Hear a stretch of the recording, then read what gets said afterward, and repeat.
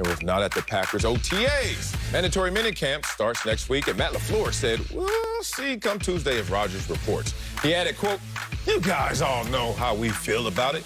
The reigning MVP has already forfeited $500,000 for his workout bonus. Damn. And will be fined $93,000 if he misses minicamp. So, Acho, should Aaron Rodgers report to the Packers next week?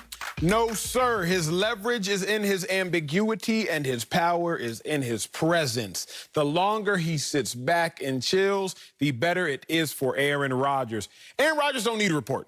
Running the same offense, throwing to the same receiver, handing the ball to the same running back. The major change for Aaron Rodgers is his center now being the center for your team, the L.A. Chargers. Yes, all-pro center. But who does need Aaron Rodgers is the Packers, but more than the Packers, everyone there. Mandatory minicamp, everybody showing up. Right now, OTAs, most of the Packers star players aren't even there. But mandatory minicamp, everybody will officially be at practice. And if Aaron Rodgers isn't there, all those practice reps are at least a little, but potentially a lot being diminished because that's not actually the guy who they want to be there. So all those routes you're running that are predicated based upon timing, all the play action pass game and all the route concepts that you need based upon your communication nonverbal with your quarterback, it's all for naught. Because whatever quarterback is going to be there isn't the one they want to be there in Aaron Rodgers. So he doesn't need to report, and he shouldn't report because his power he holds as long as he's not present. Oh, man. Yes, he needs to report. I heard enough. $593,000 just to go play some damn football. Like, I hate when people get that damn high on their horse. I'm going to say it. That damn high. 500, I don't care how much you got. And $593,000. If you got $974 billion, you need to have $974 billion and $593,000. Like, what the hell? Well, he ain't got the cousins I got, because my cousins need that, and I don't know if Aaron Rodgers cares about his cousins like this. Here's the problem. Dog, you trying to play the same damn game that the Green Bay Packers already won at. Ask Brett Favre. Ooh, you forgot? You were there. When you got drafted, Brett Favre had his worst year, like 4-12. He was just horrible. And then all of a sudden, Brett Favre said, oh, I still got game. I'm okay. You know, a little blip. And then Brett Favre started playing them games. I'm retiring. No, I'm coming back. It's on my terms. I don't know. Make me happy. Feed me grapes. Bring my wine. And then finally, they were like, hey, bro, them checks still cashing. But you ain't trying to bring us the same type of respect and love. And then when Brett Favre finally came to his senses one time and tried to come back, you know what they said? No thanks. Because wants can turn into needs, as needs can turn into wants, and people got to understand how close they can become. So right now, it seems, like you said, the ambiguity, that he's going to act like he doesn't need the Green Bay Packers. Just wants them. I just want to play, but I don't want to play with y'all. Okay, we're going to see what you need in September. Oh, it's June now, so it's no more May Madness, right? It's June now. What goes with June? What do you always say when you say I'm ignorant in your native tongue? How you call it? Egypt. Egypt, yeah. This is June. That's what he is. Watch in September what this sucker gonna be.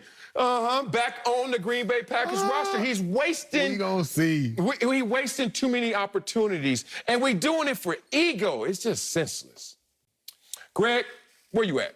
There you go. Fox NFL analyst. I'm mad right now. Well, I ain't got to get you fired up on Aaron Rodgers. I know that. But, GJ, should Aaron Rodgers report to the Packers next week? And don't hold any punches. I'm not going to hold any punches. Absolutely, he should report. He should report. He already has the leverage. Him reporting is not going to diminish or to hand over any type of leverage that he already has. Let me put it to you this way. Yeah. We've all been on the side of Aaron Rodgers when it comes to the Green Bay Packers and their shortcomings of providing him the personnel to win Super Bowls. We've all been on his side when it comes to that. But now it's like, okay, we're on your side, but what are we fighting for? What is the narrative that you want out there? Because we hear all these reports, but we haven't heard anything for you. So unless Aaron Rodgers comes out and openly says, I do not want to be here, trade me, then no, don't report. But if you're not willing to do that, report. Why? Because all you're doing is creating a divide, not just with the players, because I don't think he's going to create a divide with the players. They need him to win. but the fan base. This is one of the most storied franchise, if not the most storied franchise in all of NFL football, in all of sport.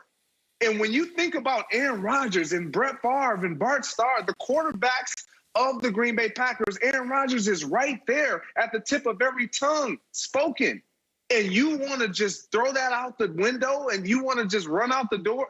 It's not always greener when you look at other grass. It looks good from a distance, but sometimes they got little spots in there. They got patches. You don't understand what's truly there until you've lived it. And so, Aaron Rodgers, you've lived in this house for many years. You've pretty much built it and sustained it. And it's not what you want, but it can be. All you have to do is open your mouth and say exactly what it is that you want and report. You can sit down and have those conversations face to face, but don't run away from it. And I'm all about Aaron Rodgers getting what he desires.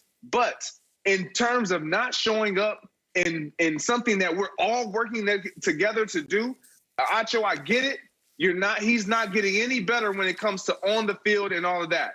But everybody else is, because he's there. So here's a point, though, G. He has two reasons to report in my eyes. Number one, so he does not get fined.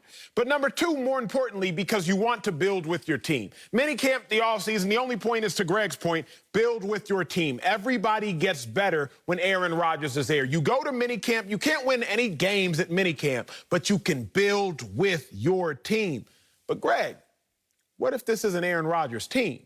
Remember, he don't want this to be his team. So what's he going to go build with a bunch of dudes he's trying to break up with? Build with a bunch of coaches he's trying to leave. Build with an organization he's trying to move on from.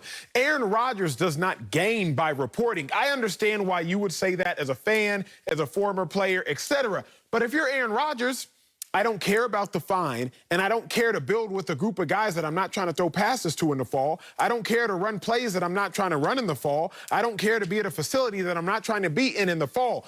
So he gains nothing by reporting. Packers gain a whole lot. But Aaron Rodgers, you report now, you got to get asked questions in interviews. You report now, Devontae Adams going to pull you over to the locker. You know how it is, and y'all turn into each other's like, hey, big dog, so what you really thinking, fam? Because, you know, if you ain't going to be here, I ain't trying to be here either. You now have to answer a bunch of questions that you could avoid by not being present, and you now do not have to waste your time. Aaron Rodgers does not need to report because he would be wasting his time building with a group that he's trying to leave. Okay, you make some good points, Acho, but when you think about him not reporting or reporting, when you say Aaron Rodgers doesn't need to report for all those various reasons, what is his benefit for not reporting? He hasn't come out and said exactly why. When we think about the Houston Rockets and James Harden, the reason why he wasn't showing up is because we all knew from his mouth, I don't want to be here. I don't want no parts. I don't care who you bring in here, John Wall, DeMarcus Cousins. I don't want to be here, period. It doesn't matter. That's all Aaron Rodgers has to do.